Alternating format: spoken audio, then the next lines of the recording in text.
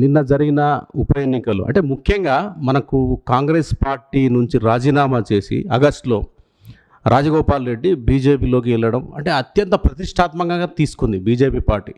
ఇంకొకటి ఏంటంటే ఆల్రెడీ అక్కడ సిట్టింగ్ ఎమ్మెల్యే కొంత సానుభూతి కూడా ఉంది. తర్వాత మనకు చర్చ జరిగింది, చాలా కథనాలు కూడా మీడియాలో రావడం జరిగింది. అంటే సెంట్రల్ గవర్నమెంట్ నుంచి అంటే 18,000 కోట్లు ఈయన కంపెనీలకు అంటే పెట్టుబడులు అవి ఏదో సంథింగ్ చాలా వినపడ్డాయి మనకు. కానీ మనం అల్టిమేట్గా చూసినట్టయితే రాజగోపాల్ రెడ్డి ఎన్నికల లోపల ఓడిపోవడం జరిగింది. కాంగ్రెస్ నుంచి రావడం అనేది ఒక త్యాగంగా భావించవచ్చు మనం, కానీ గెలవలేదు. ప్రస్తుతం ఆయన పరిస్థితి ఏంది, రాజగోపాల్ రెడ్డి పరిస్థితి ఎలా ఉండబోతుంది? ఉన్న సీటును ఆయన కోల్పోయాడు, చాలా తొందరపడ్డాడని చెప్పి అనుకోవచ్చు.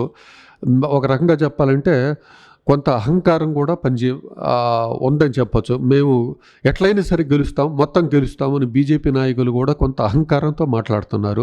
మేము మొత్తం గెలిచేస్తాం, మొత్తం అయిపోతుంది, ఇంకేమీ లేదు, మొత్తం మాదేనని చెప్పి ఆ విధంగా ఎగిరిగిరి పట్టడం కూడా మంచిది కాదు, అది పద్ధతి కాదు. ఒక రకంగా వెనుదిరిగి ఏం జరుగుతుందనేది వాళ్ళు ఆలోచించుకోవాలి. వాళ్ళ అహంకారానికి ఇది చెంపపెట్టు అని చెప్పవచ్చు. ఎందుకంటే ఆడ ఏ విధమైనటువంటి క్యాడర్ లేని పరిస్థితుల్లో మేము గెలుస్తామని ఏ విధంగా చెప్పారు. ఇది బీజేపీ బలం కాదు ఒక రకంగా చెప్పాలంటే. ఎందుకంటే నల్గొండలో అసలు బీజేపీ క్యాడర్ అది కేవలం ఈ వచ్చిన ఓట్లు ఏదైతే ఉన్నాయో అది రాజగోపాల్ రెడ్డి యొక్క వ్యక్తిగత ప్రతిష్ట, ఇమేజ్, వాళ్ళ కుటుంబం ఉండటం వల్ల వచ్చింది. ఎందుకంటే మొన్న నాగార్జున సాగర్లో ఎందుకు దారుణమైనటువంటి ఓటమి పాలయ్యారు వాళ్ళు, ఎందుకంటే వాళ్ళకి బలం లేదు, కేవలం అతని వల్లే వచ్చినాయి.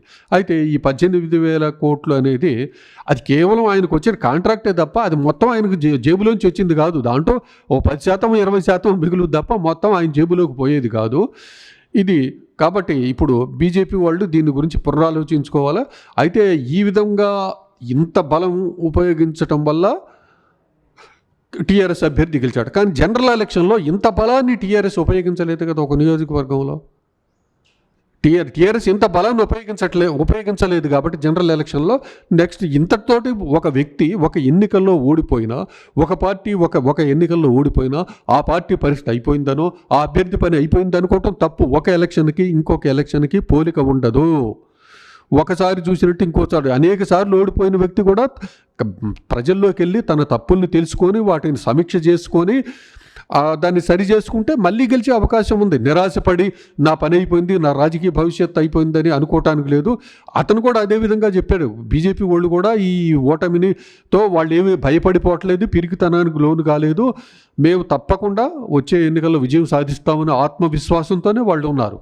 ఒక టీవీ ఛానల్లో ఒక చర్చ చూశాను. దానిలో ఒక బీజేపీ నాయకుడు అంటున్నాడు, కోమటిరెడ్డి రాజగోపాల్ రెడ్డి ఎప్పటి నుంచో మమ్మల్ని అడుగుతున్నాడు, 4 ఏళ్ల నుంచి మమ్మల్ని ఫాలో అప్ చేస్తున్నాడు, నేను బీజేపీలోకి వస్తాను, ఆయన స్వతహా వచ్చి ఓడిపోవడం జరిగింది అని చెప్పడం జరిగింది. అంటే ఇక్కడ బీజేపీ పార్టీ ఒక డ్రామా ఆడుతుంది. అంటే ఈ అపజయం అనేది పూర్తిగా రాజగోపాల్ రెడ్డి బాధ్యత వహించాలని చెప్పేసి, అంటే బీజేపీ ఇక్కడ ఏమన్నా అంటే తప్పుకునే ప్రయత్నం చేస్తుందా? ఇది బీజేపీ ఓటమి కాదు, ఇది ఓన్లీ రాజగోపాల్ రెడ్డి ఓటమని చెప్పడానికి బీజేపీ ప్రయత్నం చేస్తుందా? ఇతను వ్యక్తిగతంగా చాలా ఇమేజ్ ఉన్నటువంటి నాయకుడు కాబట్టి అతని ఓటమిగా చెప్పుకోవచ్చు, పార్టీ ఓటమి కూడా. ఎందుకంటే వాళ్ళ పార్టీ యంత్రాంగం మొత్తం వెళ్ళి అతను ఒక్కడి మీదే వదిలేస్తే ఆ ఎన్నిక అతని వ్యక్తిగతానికే వదిలివేస్తే ఈ విధంగా రాజగోపాల్ రెడ్డి ఓటమి అంటే చెబితే బాగుంటుంది. కానీ బీజేపీ యంత్రాంగం కూడా మొత్తం మోహరించింది.